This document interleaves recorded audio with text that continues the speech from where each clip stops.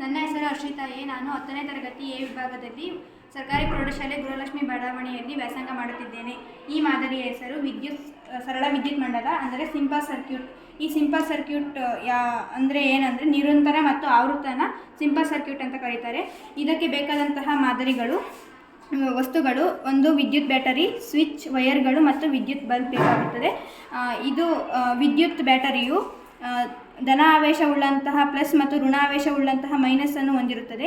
ಈ ಋಣಾವೇಶ ಮೈನಸ್ ಇಂದ ಈ ವೈರಿಂದ ವಿದ್ಯುತ್ ಪ್ರವಾಹ ಉಂಟಾಗಿ ಬಲ್ಬ್ ಉರಿಯುತ್ತದೆ ಮತ್ತು ಇದು ತೆರೆದ ಸ್ವಿಚ್ ಆಗಿರುತ್ತದೆ. ಇದನ್ನು ಆನ್ ಮಾಡಿದಾಗ ಬಲ್ಬ್ ಉರಿಯುತ್ತದೆ. ಯಾಕಂತಂದರೆ ವಿದ್ಯುತ್ ಪ್ರವಾಹ ಆಗುತ್ತೆ. ವಿದ್ಯುತ್ ಪ್ರವಾಹ ಅಂದರೆ ನೀರಿನ ಪ್ರವಾಹ ಆಗುತ್ತಲ್ಲ, ಆ ಥರ ಏನಲ್ಲ. ವಿದ್ಯುತ್ ಹರಿಯೋದನ್ನು ವಿದ್ಯುತ್ ಪ್ರವಾಹ ಅಂತ ಕರೀತಾರೆ. ಮತ್ತು ಮಾನವನು ತನ್ನ ಬುದ್ಧಿಶಕ್ತಿಯನ್ನು ಓಡಿಸಿ ಈ ಸಿಂಪಲ್ ಸರ್ಕ್ಯೂಟ್ ಈ ರೀತಿ ದೊಡ್ಡದಾಗಿರೋದನ್ನು ನಮ್ಮ ಹಸ್ತದಲ್ಲೇ ನೋಡ್ಕೊಳ್ಬೋದು. ಆ ರೀತಿ ಚಿಕ್ಕದಾಗಿ ತಯಾರಿಸಿದ್ದಾರೆ. ಇದು ಇಂಟರ್ಗ್ರೇಟ್ ಸರ್ಕ್ಯೂಟ್ ಅಂತ. ಇದರಲ್ಲಿ LED ಬಲ್ಬ್ಗಳು ಮತ್ತು ರೋಧಕಗಳು, PNP ಡಯೋಡ್ ಅನ್ನು ಈ ಮಾದರಿಯಲ್ಲಿ ಅಳವಡಿಸಿದ್ದಾರೆ. Thank you.